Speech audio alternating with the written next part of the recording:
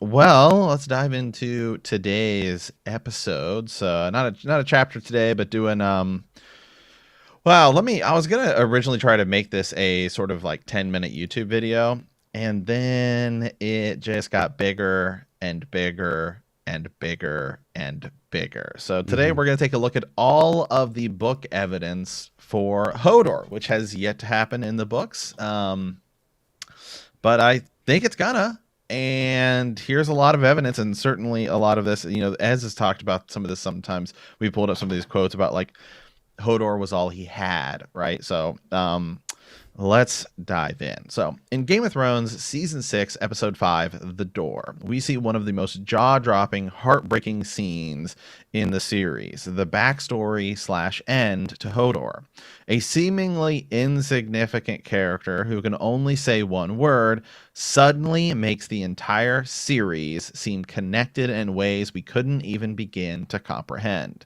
It might have also been one of the last great moments in the show before season 7 and 8. And that's all we need to say about that for today. But I certainly think for a lot of people, that was like a major last moment. Yeah. So now it's important to note that this hasn't happened in the books, but I do believe that it will definitely happen in Winds of Winter, as there's plenty of evidence in the books to support this, as well as the fact that, in all seriousness, could the same people who wrote seasons 7 and 8 have come up with that without the books to back them up, have come up with this on their own. Okay, no more day and day bashing. So now let's dive back into what happened. So as we see in the show, the backstory goes that Bran is becoming the three-eyed crow raven, and he tries to speak to people in these visions in the past. Blood Raven informs him that he can't do so, but Bran is able to do so and must when the cave is attacked. Mira is yelling at Hodor to hold the door, and then Bran is warging into him right through the pass, causing him to go into a seizure, damaging his brain, leaving him with only word Hodor, which we learn is the combination of the words hold the door. In the books, we're even told that this is the only word he had. So a lot of this here. Let's dive in. So, Bran 2, A Game of Thrones. After the hunt had ridden out, he wandered through the castle with his wolf at his side, intending to visit the ones who would be left behind. Old Nan and Gage, the cook, Micken, the smithy, Hodor, the stable boy, who smiled so much and took care of his pony and never said anything but Hodor. Here we go. Catelyn 3, A Game of Thrones. This is kind of interesting here. Hallis Mullen looked abashed. Between the horses Lord Eddard took south and them we sent north to the Night's Watch, the stalls were half empty. It were no great trick to hide from the stables boys. This is where they're kind of looking for Hmm. the assassin, right? Could be Hodor saw him. The talk is that the boy's been acting queer, but simple as he is, Hal shook his head. So this one I found kind of interesting as because it's put right in there. This is the level of that George will write, Hmm. in that, well, the boy's been acting queer, but he's so simple, and then that's it, and then it just, okay, now let's move on. But when you kind of examine it under a magnifying glass, okay, hold on, maybe there's something here. um let's move to Bran 3, A Game of Thrones. So this is, of course, the big um Bran chapter in A Game of Thrones, where he's having his first dream. So he's seeing all of these things going on, right? He's seeing things he doesn't really understand, but we can kind of pick them out. A man who looked like a hound, a man with a golden armor, Jaime Lannister, all of that stuff. He saw Hodor, the simple giant from the stables, carrying an anvil to Micken's forge, hefting it onto his shoulder as easily as another man might heft a bale of hay. At the heart of the Godswood, a great white weirwood brooded over its reflection in the black pool, its leaves rustling in a chill wind. When it felt Bran watching, it lifted its eyes from the still waters and stared back at him knowingly. So just kind of interesting to point out here that Bran sees Hodor in this vision and then immediately goes to the Godswood and the Weirwood trees. And let me say that is not the first time that will happen in the quotes I have today, where Bran will think of Hodor and then immediately think of something to do with the Weirwood trees. Sure. Yeah.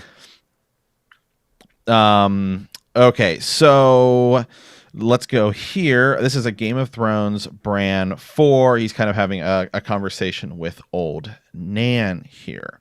The old woman smiled at him toothlessly. My stories, no, my little lord, not mine. These stories are before me and after me, before you too. She was a very ugly old woman, Bran thought spitefully, shrunken and wrinkled, almost blind, too weak to climb the stairs, with only a few wisps of white hair left in her covered, mottled pink scalp. No one really knew how old she was, but his father said she'd been called Old Nan ever since he was a boy. She's the oldest person in Winterfell for certain, maybe the oldest person in the Seven Kingdoms. Nan had come to the castle as a wet nurse for a Brandon Stark, whose mother had died birthing him. He had been an older brother of Lord Rickard, Bran's grandfather, or perhaps a younger brother, or a brother to Lord Rickard's father. Sometimes old Nan told it one way and sometimes another. In all the stories, the little boy died at 3 of a summer chill, but old Nan stayed on at Winterfell with her own children. She had lost both her sons to the war when King Robert won the throne, and her grandson was killed on the walls of Pike during Balon Greyjoy's rebellion. Her daughters had long ago married and moved away and died. All that was left of her own blood was Hodor, the simple-minded giant who worked in the stables, but old Nan just lived on and on doing her needlework and telling the stories. And then Bran starts to think of some of the stories, but Bran doesn't want to hear her stories anymore. He wants to climb the broken tower to feed corn to the crows. He wants to ride his pony again with his brothers. He wanted it to be the way it had been before. Now that line I took, here it is. Bran is now in this new life, right, where he is now crippled, right? He's his legs have been injured. And we talk about Hodor, and then immediately after we talk about Hodor, we talk about how Bran wants it to be the way it had been before. And we're hearing about old Nan and how her life was. Yeah, I mean, it's pointing out, man. How you want to change things. Like, yeah, he wants to change, stuff. And there's this idea of, what could he change it? That idea is mixed in with Hodor. Yeah, which is what you're saying. Yeah.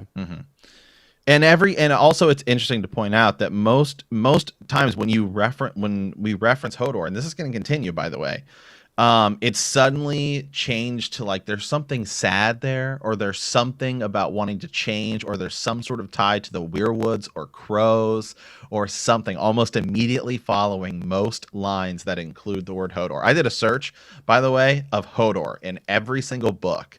And I was just like, wow, and this is point after point after point after point after point. Right. It's interesting. So, a Game of Thrones Bran 4, Tyrion and some of the men of the Night's Watch, with word from your brother, Jon. Robb is meeting with them now. Hodor, will you help Bran down the hall? Hodor agreed happily. He ducked to get his great shaggy head under the door. Hodor was nearly 7 feet tall. It was hard to believe that he was the same blood as old Nan. Bran wondered if he would shrivel up small as his great-grandmother when he was old. It did not seem likely, even if Hodor lived to be 1,000.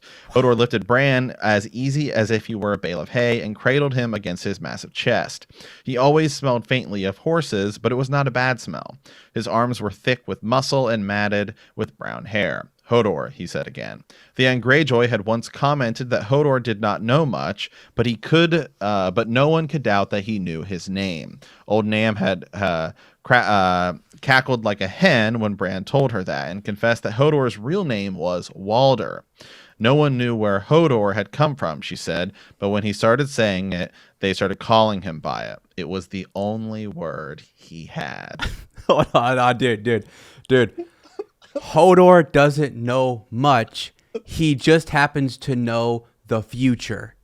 He happens to know what he will need. There is one great deed that he will have to do one day, and he does know that one thing, and that is all that matters. And it may very well save the realms of men. Hey, he knows he has one job, did it. You know? Right. Here we go. Game of Thrones, Bran 6. Maester Luwin tucked the tube up his sleeve. Bran, your lord brother will not have time to see you now. He must greet Lord Karstark and his sons to make them welcome.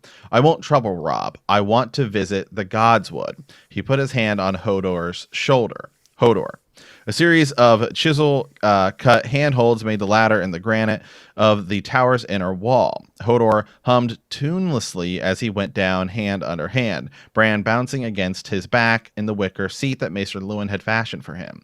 Luwin had gotten the idea from the baskets that the woman used to carry firewood on their backs.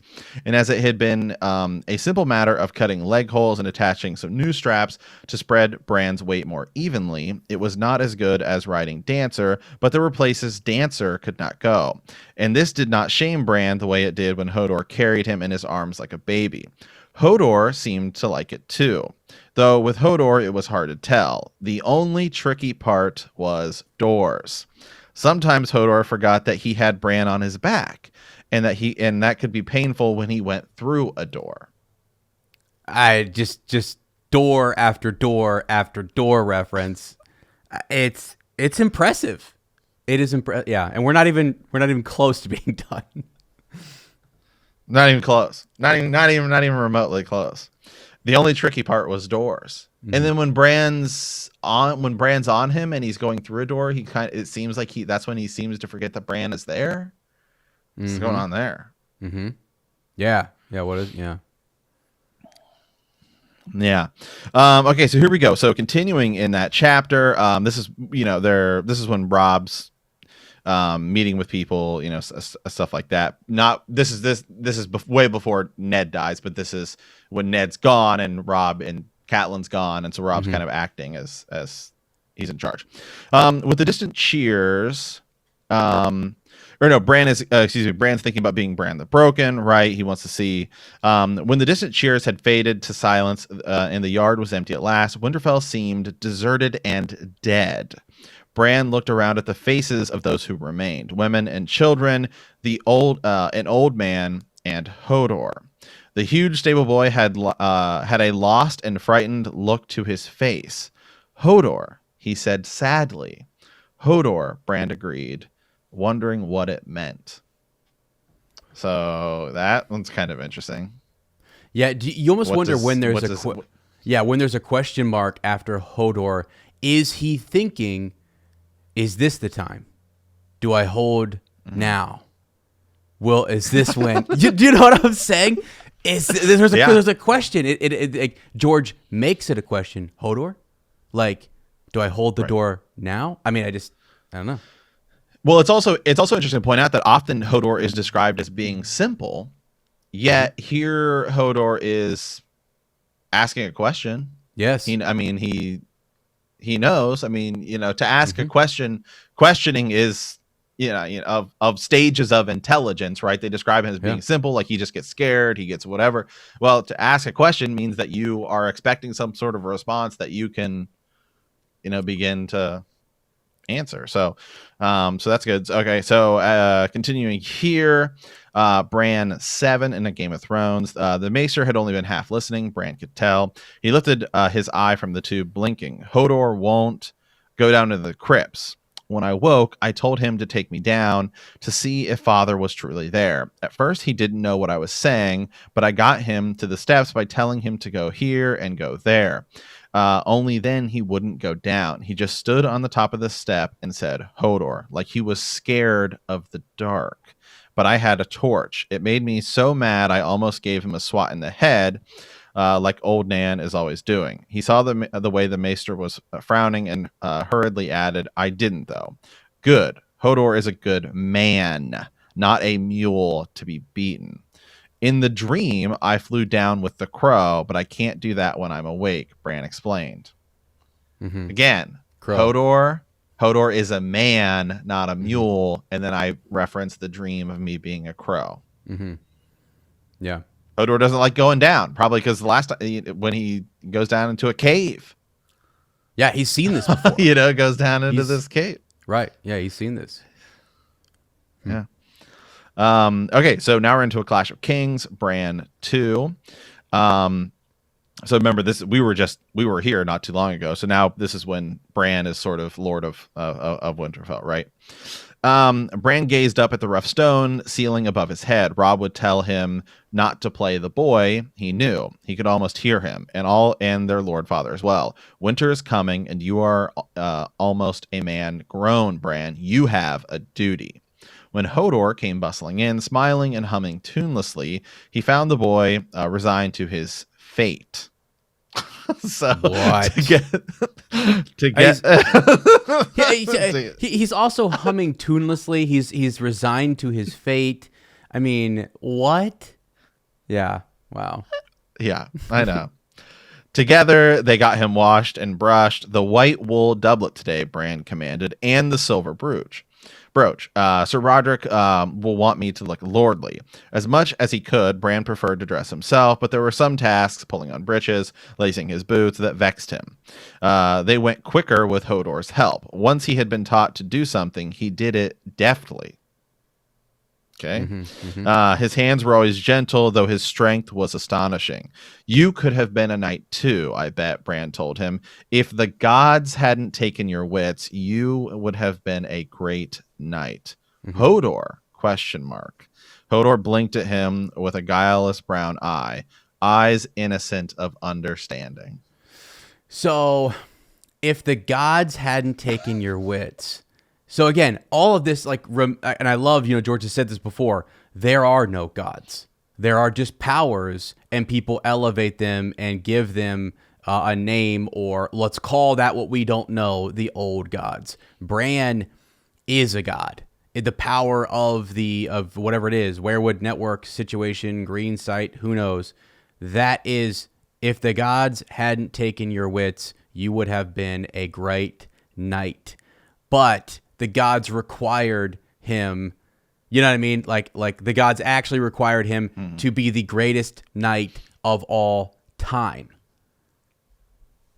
Right. Crazy cow. Well, you know what else is really interesting, specifically about this little passage right here too, is Bran is being helped by Hodor, and he's thinking, things are better with Hodor's help. And then he thinks, you could have been a knight too, I bet. If the gods hadn't taken your wits, you would have been a great knight.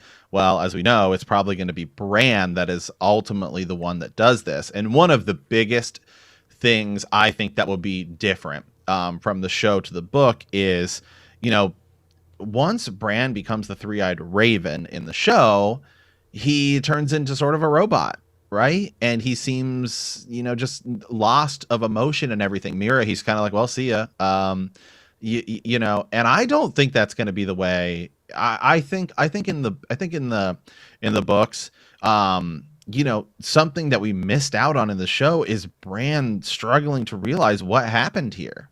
If this does happen, to see Bran's internal, because Bran is younger. Remember, in the books, he's younger than he is in the show. To see Bran's sort of internal monologue and internal thoughts and concern and coming to terms with the fact that this might be his fault, or at least the way he views it as his fault.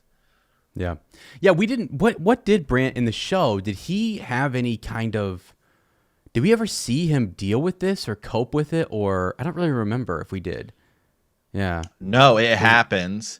It happens. And then, so it happens in whatever episode I said it was, like episode 5 or something. Yeah. Then the next time we see Bran is when they're going south, right? They're trying to escape the north.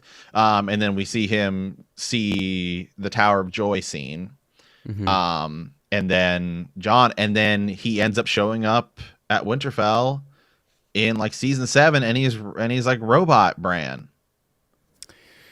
Yeah, I don't know. There's got to be more like in the book. We're gonna get some internal, dialogue or something, right?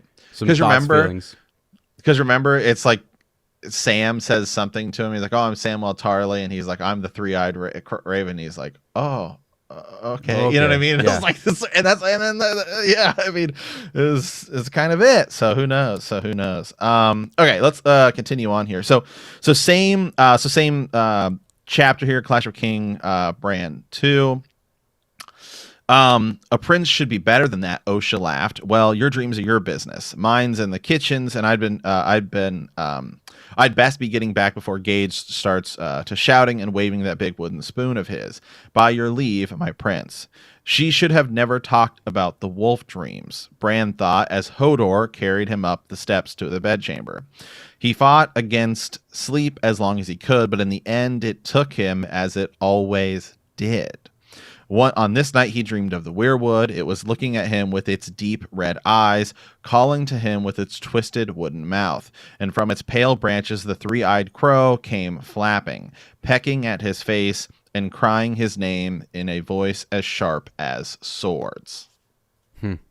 Now, you could have sort of said this passage here as you could have just said she should have never talked about his wolf dreams, and this night this night he did dream. You don't have to include that Hodor was the one to carry him back up, but yet he does choose that, and then again Hodor, and then immediately followed by ravens, crows, weirwoods, the whole thing. It's the Just proximity of the word Hodor. It's the proximity of it next to dreams, foresight, vision, the weirwoods and the three-eyed crows, whatever it might be. That is what it is that what you're seeing over and over again is that it is connected. And you can say, well, Hodor is around Brand all the time, but you didn't have to mention that Hodor was carrying him up there. Like you said, it could have also just been that she came across him as he was seated somewhere and Hodor was going to come get him later. You know what I mean? But right. I get what you're, yeah. A Clash of Kings Theon 4. So this is we just did this. We just did this chapter. Wex drove his heel into the mud and pivoted his foot this way and that. It left a deep gouge. Joseph understood. A man the size of Hodor ought to have left a deep print in this mud, he said, more so with the weight of a boy on his back. Yet the only boot prints here are our own. See for yourself. So that's just when they're looking for him. Sure. But a man the size of Hodor ought to leave a deep print in the mud, and they don't, right? Because they can't find him. Yeah. A storm of swords, Bran won. No, he thought. No, I won't. It's a boy's thought, not a dire wolf's. The woods were darkening all about him until only the shadows of the trees remained and the glow of his cousin's eye. And through those and behind those eyes, he saw a big man's grinning face and a stone vault whose walls were spotted with knitter. The rich, warm taste of blood faded on his tongue. No, don't. I want to eat. I want to. As that's sort of as he's dreaming, right? Hodor, chanted as he shook him softly behind the shoulders, back and forth.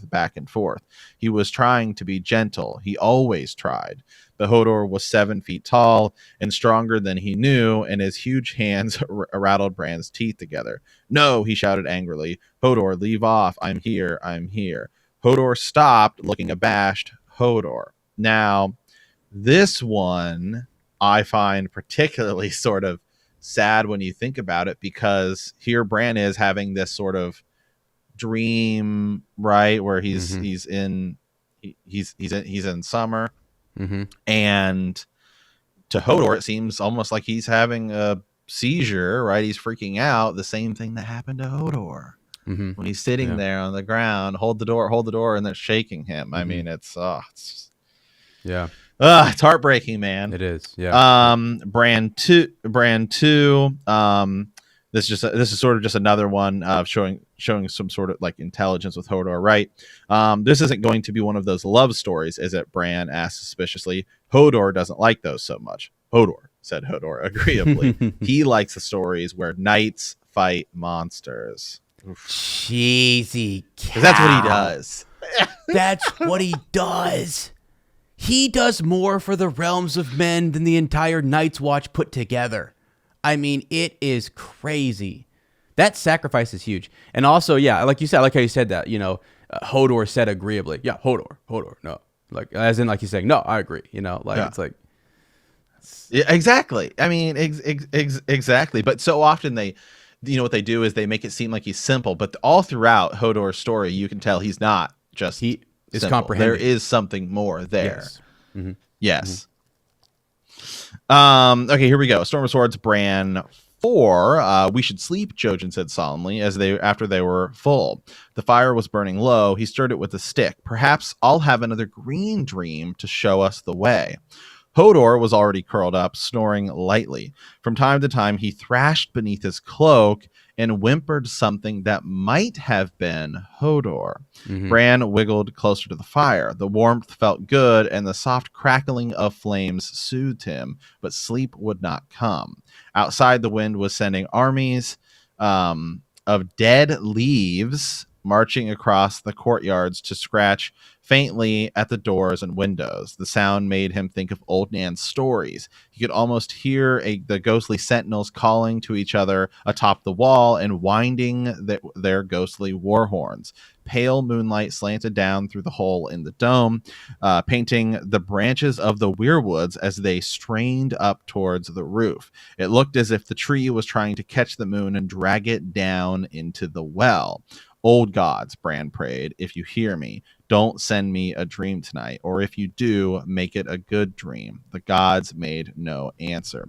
Bran made himself close his eyes. Maybe he even slept some, or maybe he was just drowsing, floating the way you do when you are half awake and half asleep, trying not to think about the mad axe or the rat cook or the thing that came in the night. Now, this section here is pretty important. I mean, there's a ton here to kind of pull up. Again, we have another reference of Jojen saying, perhaps I'll have a green dream. Immediately, Hodor. Hodor is sleeping and whimpering something that might be Hodor, might not be. Now, this isn't. Now, look at the sort of comparison here between cold and fire. Mm-hmm. So it's cold, but as we get closer to the fire, think about it, cold gods, fire gods. We get closer to the fire, and the fire is soothing, but sleep would not come. Outside, the wind are sending armies of dead leaves, armies of dead. Right. That sort of analogy is there. It's scratching at the doors and the windows. How is it that Hodor dies? It's literally him holding the door as an army of the dead is scratching at the door that he's holding. Then you have old Nan's stories. You could almost hear the ghostly sentinels calling to each other atop the wall and winding their ghostly war horns. Pale moonlight slanted down through the hole. You have the weirwoods that are straining up towards the roof, and they talk about how they almost want to drag the moon down. Now, what's interesting is, remember, we have a reference toward the moon earlier, and that the moon might actually signify dragons. Remember when I forget her name is telling Dany about the dragon, right? And how it came from an egg and all that stuff. So it's almost like you have sort of a war between the old gods, and we also have that reference of sort of it's cold, get closer to the fire, the dreams. It's all right there. And who's right in it? Hodor. Yeah. Hodor. So it's a Storm of Swords, Bran 4. So sort of continuing, right? So this is when Bran meets Sam. I am the sword in the darkness. I am the watcher on the wall. I am the fire that burns against the cold, the light that brings the dawn, the horn that wakes the sleeper. I am the shield that guards the realm of men. Then pass, the door said. Its lips opened wider and wider and wider still until nothing remained but a great gaping mouth and a ring of wrinkles. Sam stepped aside and waved Jojen through ahead of him. Summer followed, sniffing as he went, and then it was Bran's turn. Hodor ducked, but not low enough. The door's upper lip brushed softly against the top of Bran's head, and a drop of water fell on him and ran slightly down his nose. It was strangely warm, as salty as a tear. Unreal. That one's unreal because that is just, it's signifying, like, it's so wild. Like, Bran is literally crying as he passes through the door that is, it connected to weirwood. I mean, by the way, the door speaks, then pass. Like, it's one of those things we kind of forget that Right. is a very secret, like, special door that, God. Right. Well, I'll tell you who really is the shield that guards the realm of men as you pass through a door, and that's Hodor. Okay? Yeah. I mean... Yeah. Mm-hmm. And how many times is Hodor going through doors? Oh, yeah. I mean, how many other exactly. characters do we hear about as they pass through doors and entryways? Right. No, None come to mind. I mean, no. I mean, they might go through them, but it's never, the author doesn't draw our attention to the fact that they're passing through a door or hitting their head on their way through a door with Bran. Like, that's the whole thing. Is his name is, it's Hold the Door. I mean, so yeah. It's crazy. It's crazy once you really start looking at this. Okay, so now we skip, because remember, Bran, oddly enough, is not in A Feast for Crows. Right. He's kind of skips that whole book. A Dance with Dragons, Bran 2. He needs to eat, Mira agreed, smoothing her brother's brow. We all do, but there's no food here. Go. Bran blinked back a tear and felt it freeze upon his cheek. Cold hands took Hodor by the arm. The light is fading. If they're not here now, they will be soon. Come. Wordless for once, Hodor slapped the snow off his legs and plowed upwards through the snowdrifts with Bran on his back. Cold Hands stalked behind him, his blade in a black hand. Summer came up afterwards. In some places the snow was higher than he was, and the big direwolf had to stop and shake it off after plunging through the thin crust. As they climbed, Bran turned awkwardly in his basket to watch as Mira slid an arm beneath her brother to lift him to his feet. He's too heavy for her. She's half starved. She's not as strong as she was. She clutched her frog spear in the other hand, jabbing the tines into the snow for a little more support. Mira had just begun to struggle up the hill, half dragging and half carrying her little brother, when Hodor passed between the two trees and Bran lost sight of them. So again, first of all, Cold Hands grabs Hodor by the arm and kind of says, "We need to go." And Hodor kicks into a different gear. Mm-hmm. So, okay, let's just get that.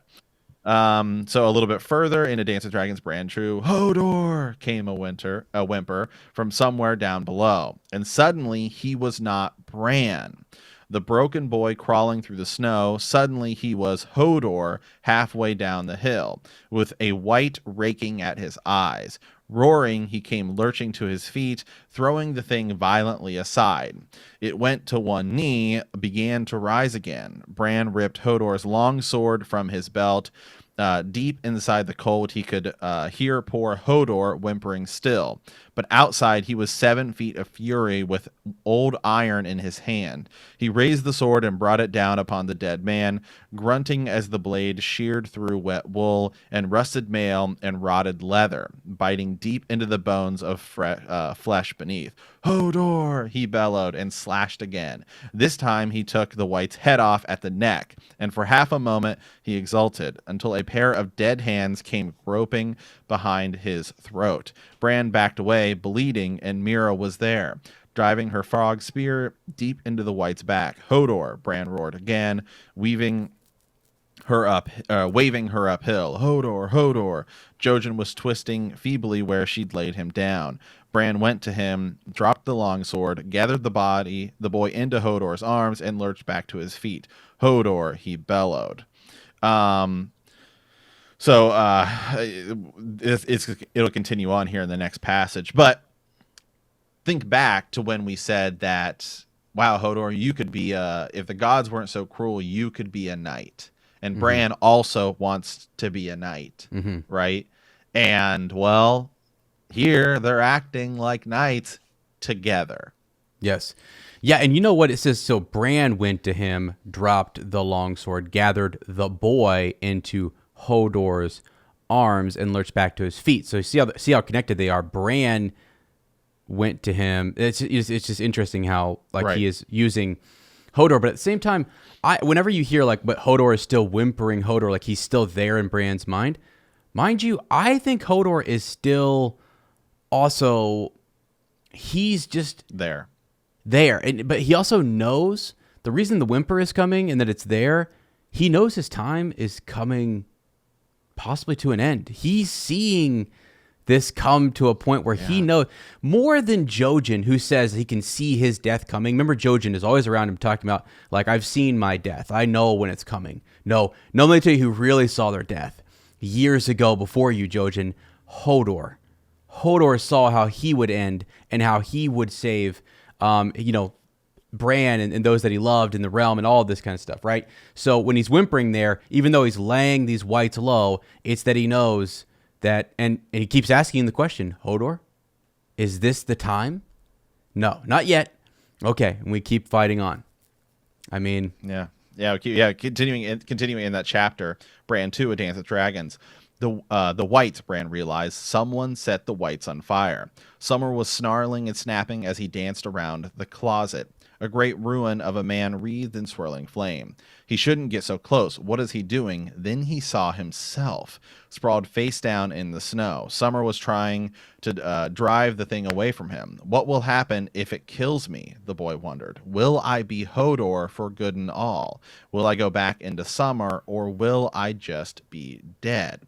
The world moved dizzily around him. White trees, black sky, red flames, everything was whirling, shifting, spinning. He felt himself stumbling. He could hear Hodor screaming, Hodor, Hodor, Hodor, Hodor. A cloud of ravens was pouring from the cave, and he saw a little girl with a torch in hand, darting this way and that. For a moment, Bran thought it was his sister Arya, madly, for he knew his little sister was 1,000 leagues away or dead, and yet there she was, whirling, a scrawny thing, ragged, wild, and her hair a tangle. Tears filled Hodor's eyes and froze there. So, I mean, we can, we can stop there, and then we'll move on to the next passage. But if I die, what happens if it kills me? The boy wondered. Will I be Hodor for good and all? Will I go back into Summer's skin? And then everything's going crazy, and he felt like his world is shifting and spinning and stumbling, and all he can hear is Hodor, Hodor, Hodor.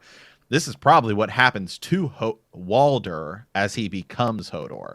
Is Bran is in the vision, like we see in the show, if it happens the same way in the books, Bran is back looking at a vision of the past.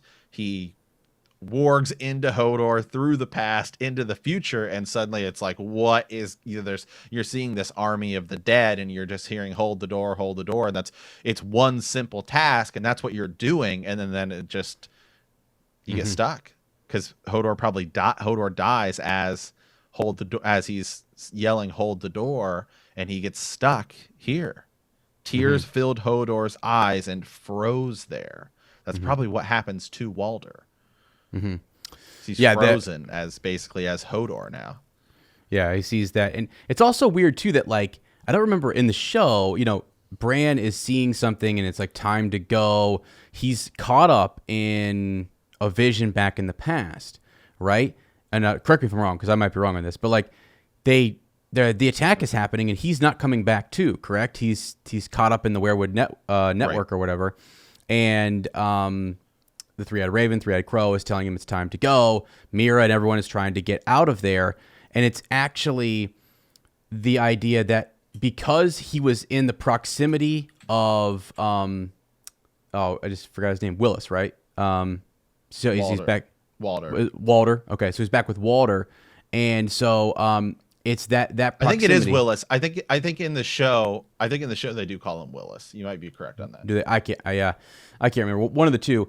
So he's back there with, we'll call him Hodor, young Hodor, and it's because he's there and he's looking at Bran, it's just interesting that was he actually warging into Hodor?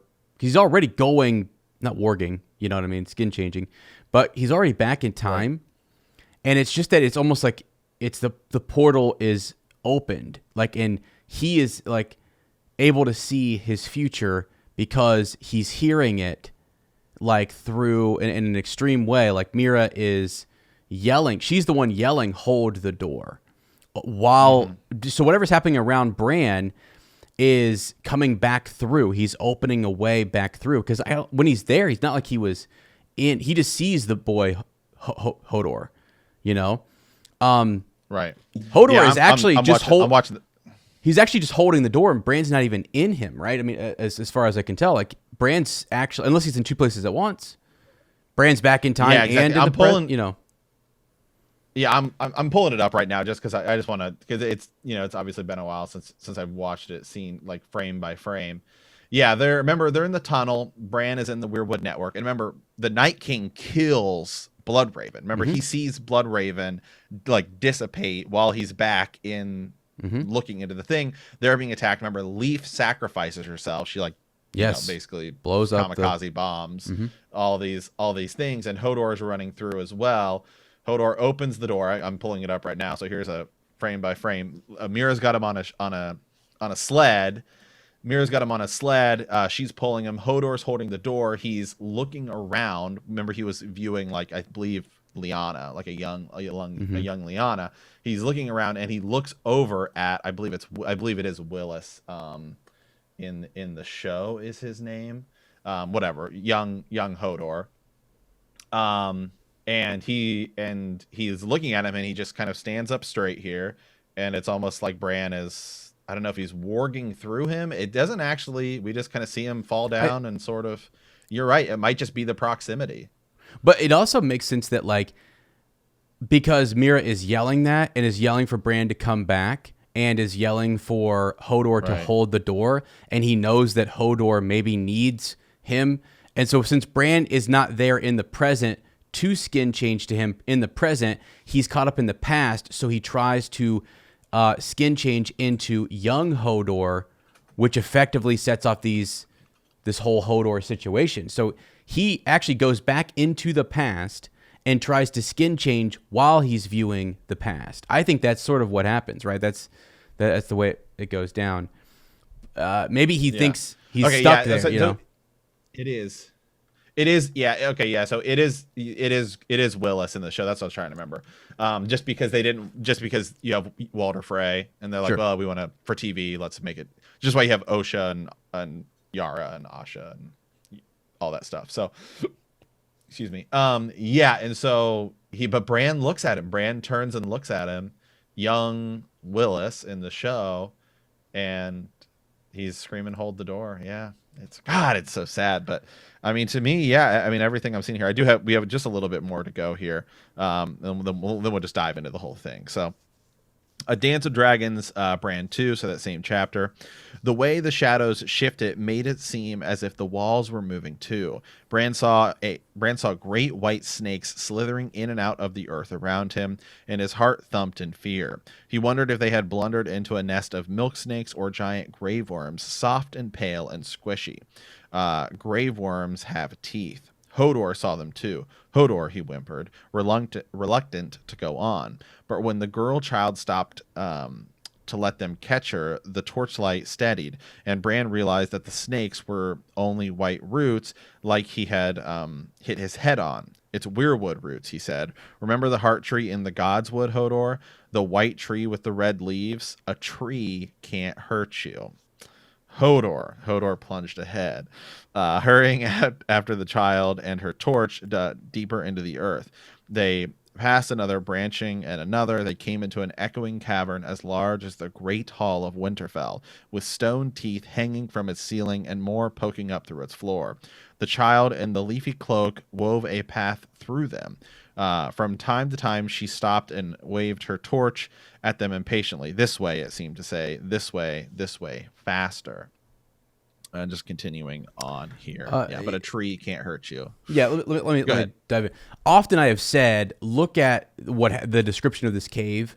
It does not look like a friendly place. It's not described as a friendly place. It's described as a place with poisonous snakes, teeth that will consume you, that will eat you, that will devour you. Like that's the way it's described, you know. And so, you think of this doesn't seem like a friendly place to come to, which is why I've always been a little bit leery on look at what the consequences are here. Bran doesn't quite know what this tree can do and what its powers are. And it truly does hurt or set this whole thing into motion with Hodor. And we don't even know. The show never could even come close to explaining to us what the whole point of this all is and why this all matters. Right. You know, like I mean, what did he do? What did he change? I mean, he went back and changed one thing. He had a guy, you know, defend him so he could get away from. Is this a trap? Is that the thing? Is it this is something that he needed Hodor to help him get out of? Because the only good that seems to come of it is he amplifies his powers a bit and he understands how to use them more. And he went back and he inadvertently changed one thing, which was Willis's or Walder's life to become Hodor. And that's all we know at the time. It's an ominous place, though. And it is a place in which it looks like Jojen is going to die. And it looks like Jojen has seen that his death will come here. Now, mind you, they've entered a place of safety, right? Supposedly this is a place of safety. Now, in the show, I think it's like Jojen dies because of the invasion or something. I can't remember exactly how Jojen dies. Right. Well, yeah, he gets attacked like as they're going in. It's pretty similar, yeah. Okay. So because Jojen is not full strength when he enters the cave.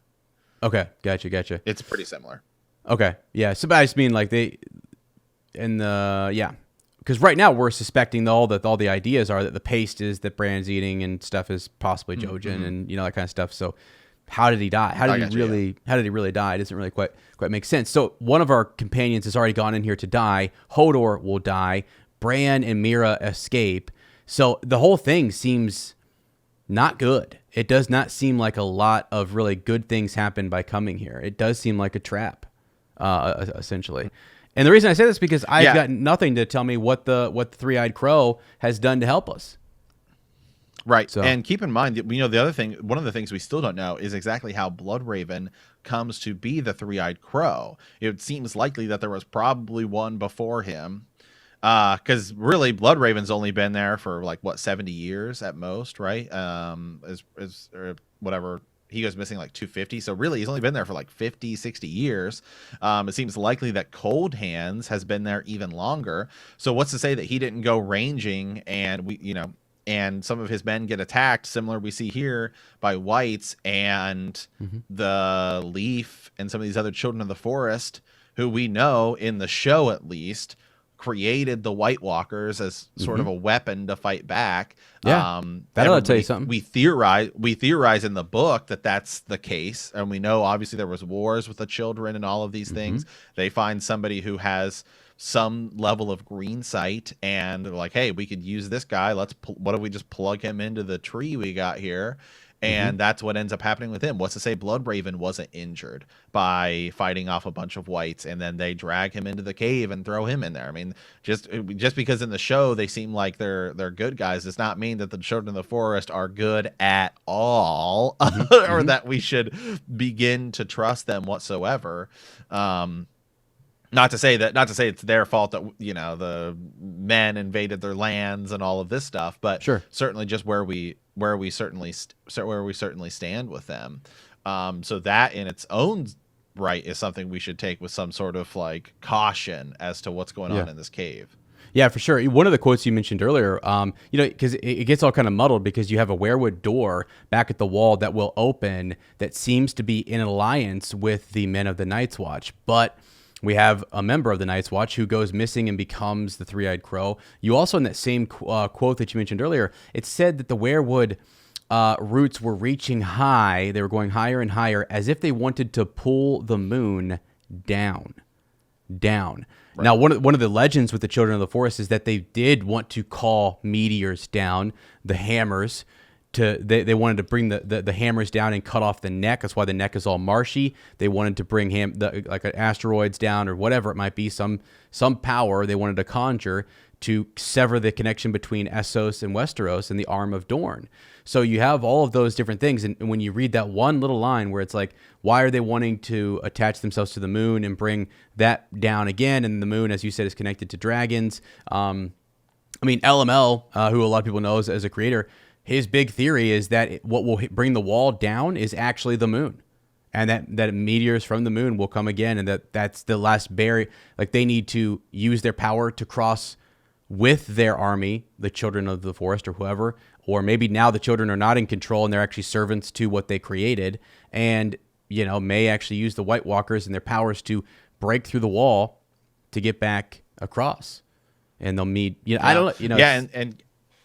And keep in mind Cold Hands too. One of the things we see in the show with Benjen Cold Hands, which I don't think is happening in the show, but Cold Hands himself, the children sort of saved him, right? Is what they said. I mean, somehow Bloodraven gets into that cave, and we see Leaf kind of come out and save Bran and those guys and bring them into the cave so that they can serve sort of their purpose, which we sort of believe is everyone's purpose, but somehow Bloodraven gets into that cave, and it's probably because he came across some children of the forest, much like we see Show Benjen do, or at least what we're told, and he sort of becomes Cold Hands, but maybe Cold Hands is actually just some guy, some ranger, and they sort of can turn him into Cold Hands. Maybe he's Duncan the Tall, whatever. But he doesn't have green sight, whereas Bloodraven does have green sight. And so then you get Bran, who's even more powerful than Bloodraven because he's got green sight and the ability to skin change and warg and all this stuff. And he's the real guy. He's the guy we really need. So all right, so last passage here, and then we can talk about the whole thing. A Dance with Dragons, Bran 3. Bran remembered a time when no one could climb as good as him, not even Robb or Jon. Part of him wanted to shout at them for leaving him, and another part wanted to cry. He was almost a man grown, though, so he said nothing. But after they were gone, he slipped inside Hodor's skin and followed them. A big stable boy no longer fought him as he had the first time, back in the lake tower during the storm. Like a dog who has all the fight whipped out of him, Hodor would curl up and hide whenever Bran reached out for him.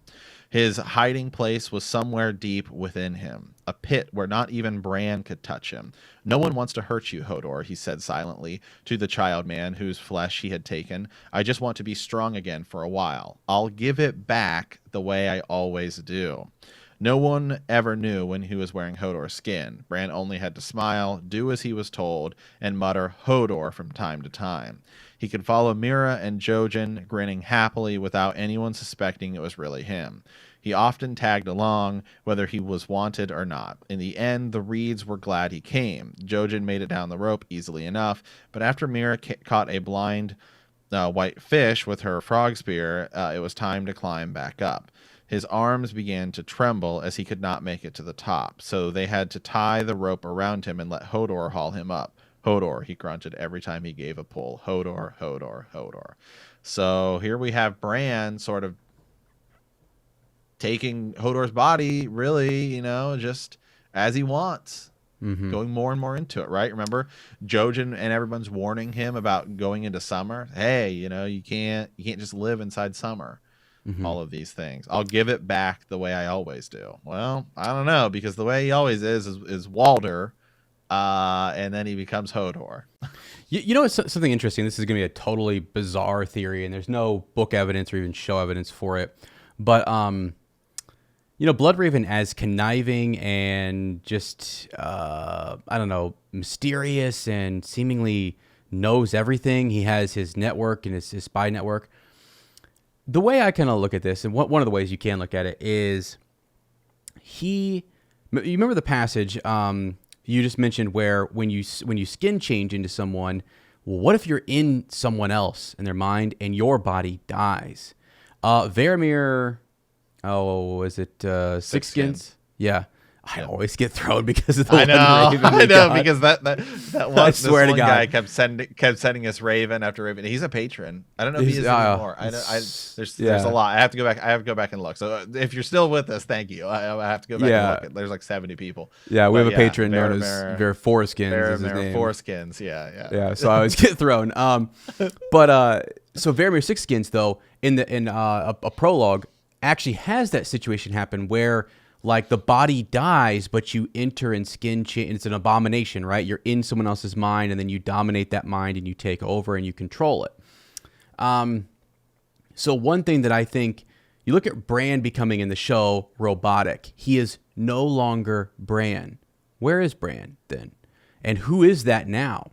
Like, did Bloodraven bring Bran there to somehow take him back to a point, or does he take advantage of some situation where in which, you know, can Bloodraven skin change? You know, could he also learn that ability? I mean, we don't really know. Like, it's just, I kind of think about what happened between Bran and Hodor and who got left and locked in whose mind. Because Bran is showing us right here that he's jumping into his mind very easily now, and then he's back in time, and he tries, from the show's perspective, it looks as if he tries to hold the door and emphasize that with the current young Hodor, Willis in the show.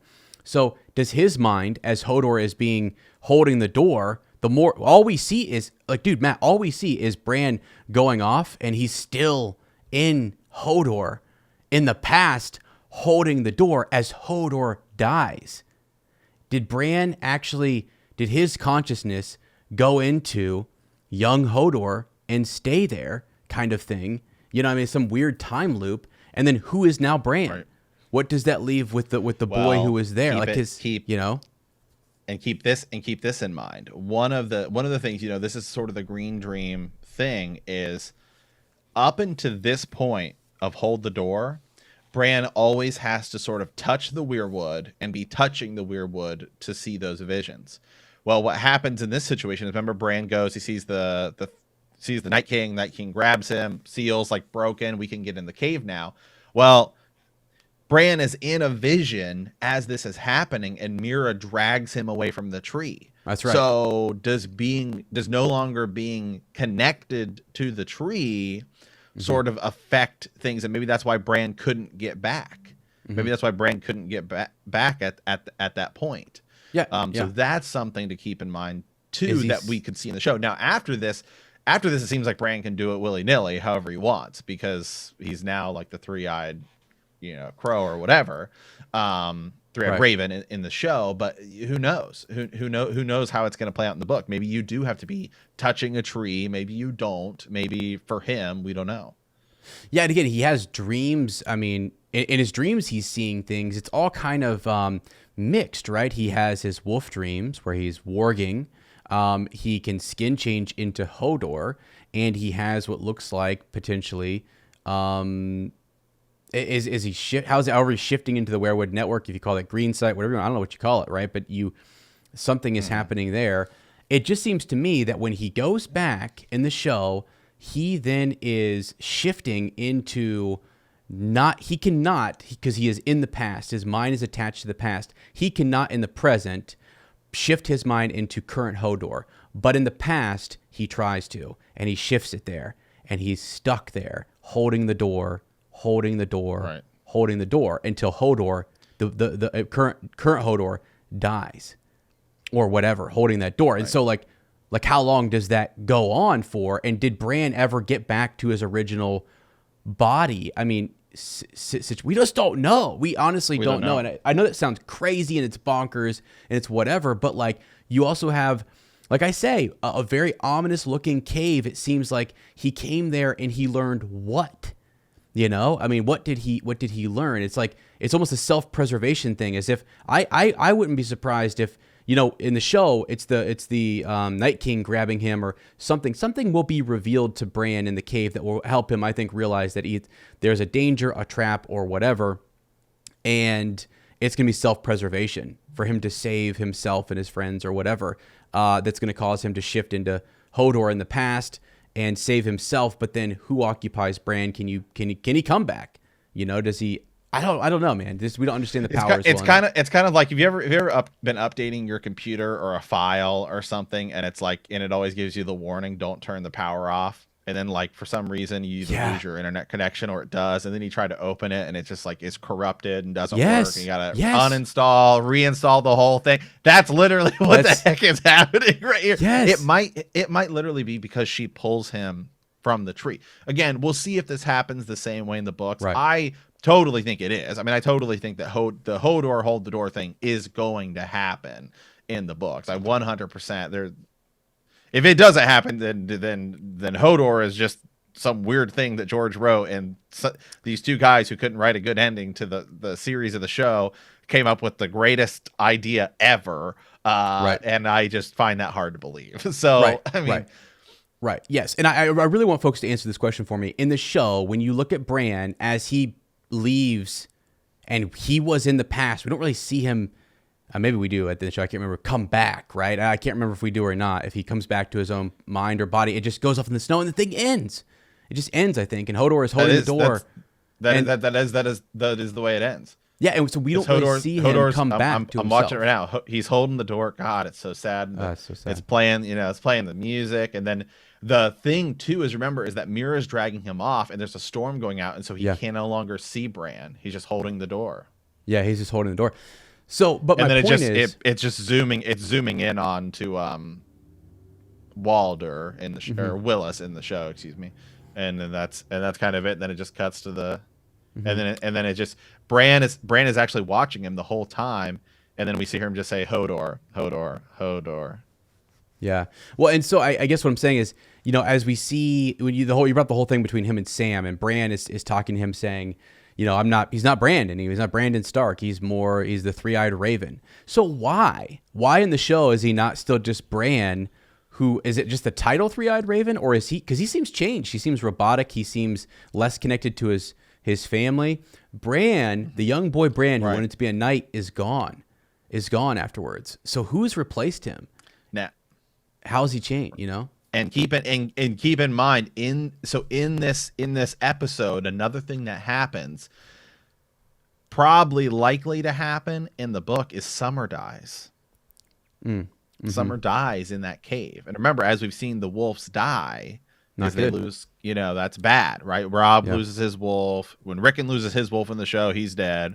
Sansa loses hers. Now, Sansa ends up making out, but maybe it's because she loses it so young. We still haven't really figured that out. But everyone keep the wolves close and all of these things. Now, some of this, too, with the warging and stuff like that is, I think, probably setting up Jon. I think Jon, it has warged into Ghost.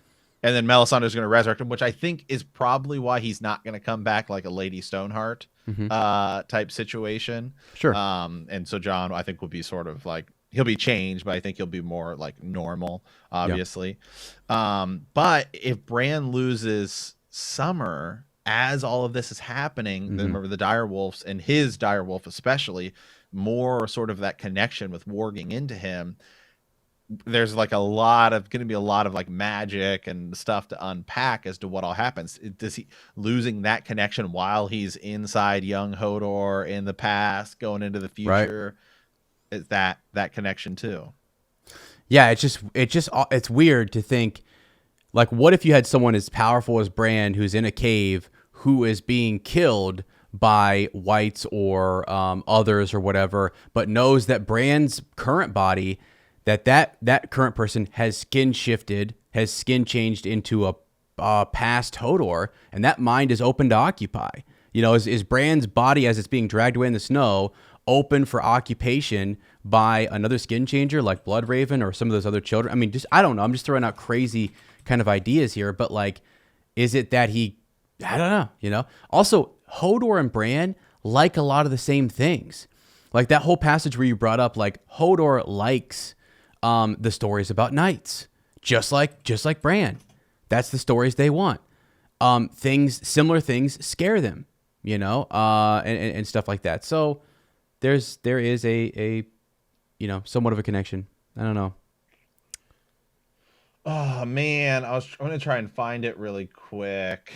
I want to say, I remember a while ago I did a Patreon episode on all of the known Winds of Winter chapters. And it was actually, I think, written by, give him credit, Brendan Beefish, right? The guy, Not a Pod, like they're like the moderators of the Song of Ice and Fire Reddit. And I believe that I may be incorrect on here. I'm sure I have it saved somewhere, but I'm trying to find that right now, but I can't.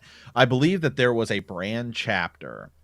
So the topic is all of the known Winds of Winter chapters, and so it includes like the stuff he's already written, the stuff he said, hey, I have this chapter or whatever. It's sort of piecing it together, like how much do we know. I believe that there is a brand chapter that was supposed to be in A Dance with Dragons that George at some point has said that is moved to Winds of Winter. So the way this ends here in a Dance with Dragons, there may have been one other Dance of Dragons chapter. Mm-hmm. So who knows what's going to happen, because where we get to in the show is not that far off, but there's sort of a big issue in that we don't have a Night King in the books, and that's what causes this seal to be broken and all that stuff to happen. So that's kind of the one thing, is like, how are we going to get to sort of the Hodor scene happening in the books?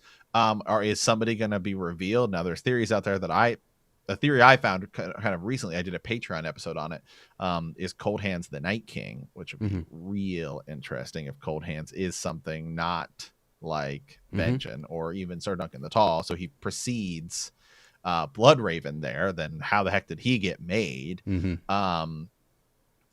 so something like that. So that's going to be that's really kind of the only question, is what's going to cause Bran to have to flee the cave and Hodor to happen, unless the Whites can just get in. If the Whites can just get in the cave, then there's not like that magical barrier. Then okay, we're okay. Right. I think you're right. Like, if you can't just come right out the gate in Winds of Winter and do Hodor out, first third of the book. I feel like this is going to be something that's got to be the end of the book. Yeah. Yeah. I feel like there's something major that this is saving.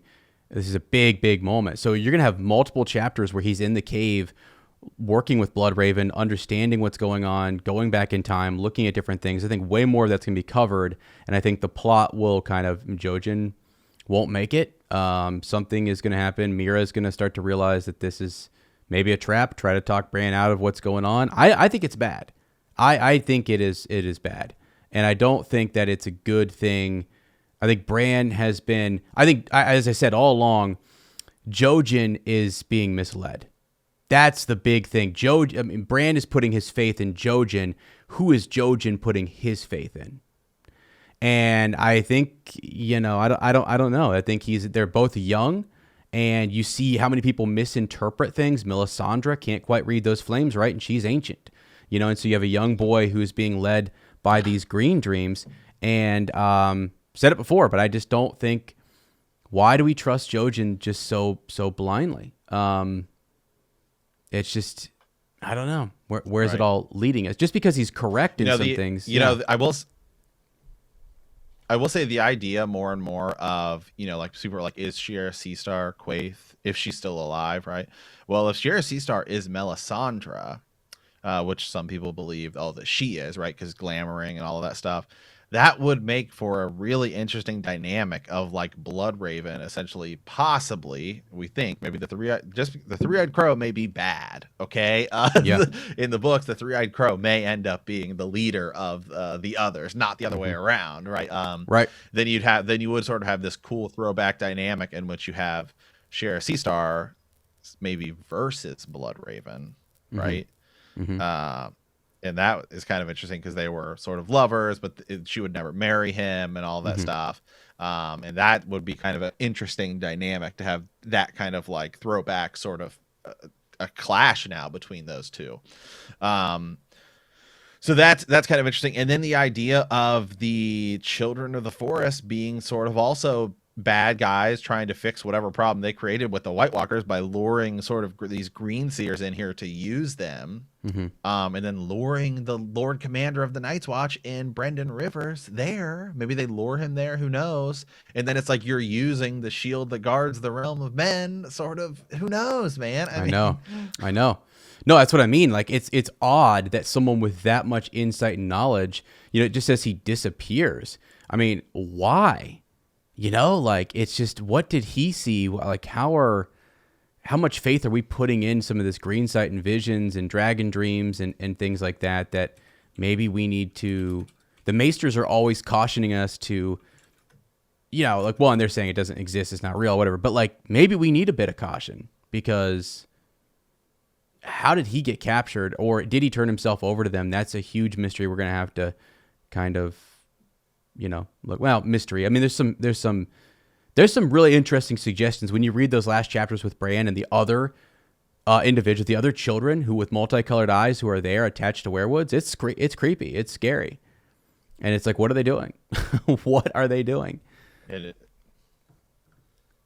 Yeah, it's gonna be interesting. I'm looking here to see, is there anything that George himself has actually said about it? Not really. Not really. Not a lot on it. So I mean, we're gonna find out. But I mean, just looking at, the whole point of this episode was just kind of look at all of the evidence, and so much of it is just really interesting to point out. I mean, almost every time Bran says something to Hodor or something, he immediately shifts to a thought of the flying or green dreams, or there's something about the door when he walks through, and that's sort of the case with everything we see, right? It's like so much of the evidence of R+L=J is Ned thinks of Jon and then thinks of Lyanna, right? Or there's all of these sort of connections, and they're within proximity of each other, and that is where you begin to make those connections. And almost all of the stuff surrounding Hodor is crows, green dreams, gods, weirwoods. Yep. It's all there. Yep, it's all there. So we know it's going to happen. It's going to be epic. It's really just, why is it necessary? Why is it necessary to do this? Because here's the thing, Matt. It may be, I think we think that it's Hodor holding off the whites and the others and so on. It may not be. It may be Hodor holding back the children of the forest. Who freaking knows, man? We may be in, and people are going, Sir Ezra has literally lost his mind right now. I mean, I just like to throw out the craziest ideas and just think through, all these different scenarios, because no one really knows. I just don't know how it's, why is it necessary that he sacrifice himself here? How did Bloodraven not see this coming? I mean, or the three-eyed crow, if that is the three-eyed crow, which I think, again, I've done videos on this, and we've done podcasts on this. When Bran asked Bloodraven, "Are you the three-eyed crow?" He doesn't say that he is. Leaf doesn't say that. No, he's Brendan Rivers. He's the last green seer. But there's other green seers attached in. Seemingly, there's other children who are kind of like, well, there's a distinction between those two. I shouldn't go into that. But the whole point is, he does not confirm that he's the three-eyed crow. And actually, where are you taking us? I mean, Cold Hands doesn't say he's taking them to the three-eyed crow. He's taking them to a friend. I mean, it's just, they're disconnected. And so, yeah, I think we're going to need more. We need more. We need I guess Gur did kind of say something on it. Just, it's very slightly saying, so telling Hodor to hold the door is similar to saying, hold this pass, defend it when enemies are coming. And Hodor might be fighting enemies. So he might not be holding the door in a cave, but he could be standing in a doorway taking guys down as they're trying to come in. So again, same idea or something like that, but it's still gonna be Bran, in the past, whatever. It might not happen exactly the same way, but it still is gonna be Bran in the past telling Hodor to hold the door. So that in its own right is still Bran in the books is going to be able to see, I can change the past, or I do have some sort of influence on it, and what's that going to cause? Yeah, for sure. Yep, he's going to be stuck back there, and he's going to shift into a young Hodor, and that young Hodor will see himself fighting down some of the most scariest things you've ever seen in your life. But it'll be Bran in there working through Hodor, just laying low others and whites, or who knows what we're going to see in there. I mean, we don't know, but either way, it will come through a connection in the past. Has to. Otherwise, there's no reason.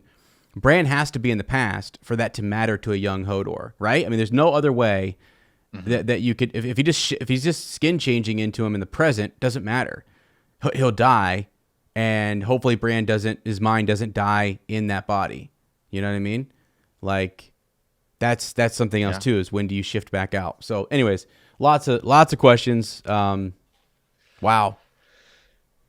It's Wild. great. It's just great to look at all of the evidence and everything. So guys, let us know. What do you guys think? Let us shoot us some comments on what your reaction was, like what was going through your mind when you saw Hodor on the Hodor scene, the hold the door scene. Like what was like, oh my God, I cannot believe like what I just witnessed. I Yeah. can't believe, remember like what it was when you saw that. So all right, guys, with that, hey, we want to thank you for playing the Game of Thrones. Next time I believe it's John 5 as is where I think we're so. at, but I Yeah. know it is a John, it is a John. the John chapter